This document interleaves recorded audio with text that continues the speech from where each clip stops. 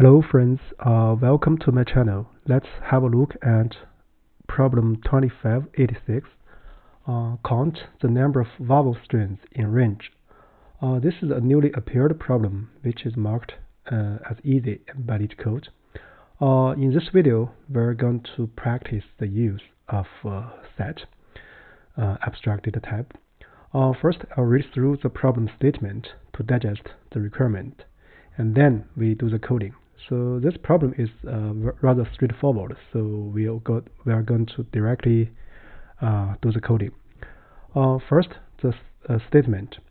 We are given a zero-indexed array of string called words and two integers left and right. Here, the second graph defines what's a vowel string. So a vowel string means that the starting character and the ending character are vowels. In other words, are within R, A, E, I, O, U.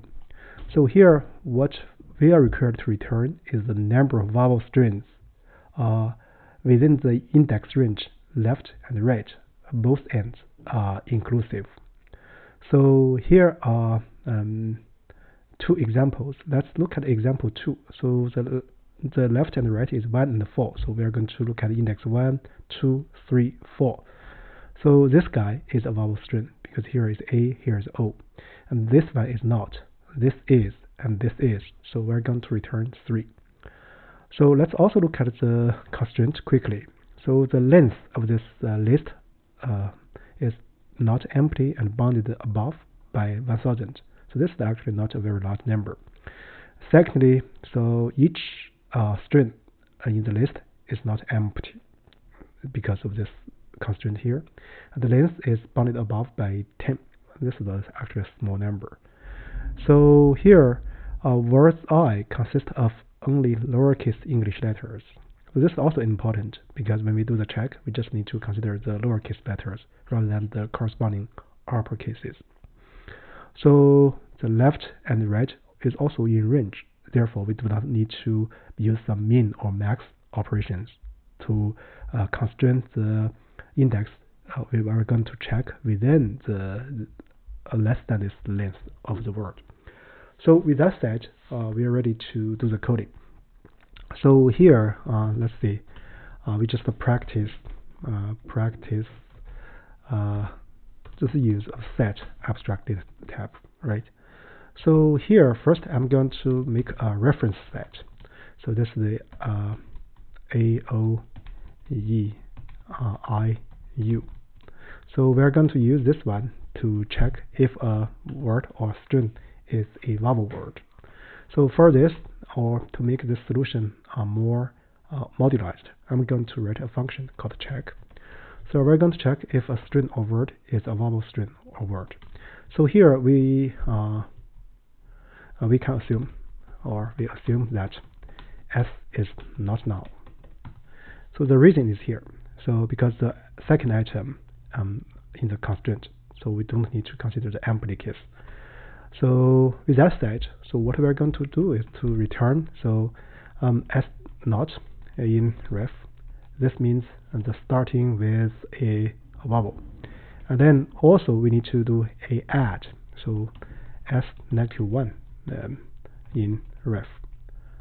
So because we assume S is not null, so S -1 is a valid expression. Therefore, this is a good expression. So we're going to return a boolean, right? So next, we are going to do the check.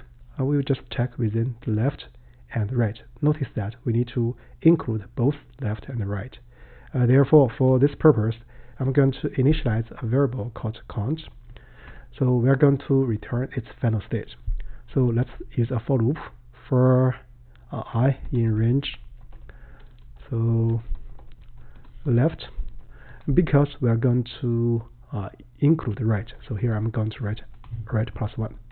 Because the range function starts from left inclusive, and then it ends right before this second argument. Here I'm writing right +1. Therefore, we are ending at right. So with that said, so we just need to check if the words I is a vowel string. So just check that, right? So if this is true, so I'm going to increment the count by 1. So let's just use this one. Or we can write a if condition. If check words I is true, then I increment count by 1. So this is also good, because if it's not it's return false, I just increment by 0. So with that said, we're ready to return the count. So this piece of code actually forms a solution format to this problem. So you can actually try to formulate the solution in slightly different format, but the idea is the same. So with that said, let's first do a check. Yeah, it passes the first example, I guess. So now let's look at generic case. Yeah, it passes all the cases.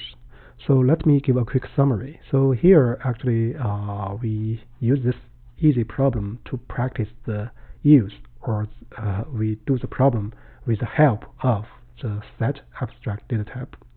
So with that said, I guess that's about it for this video. Thank you.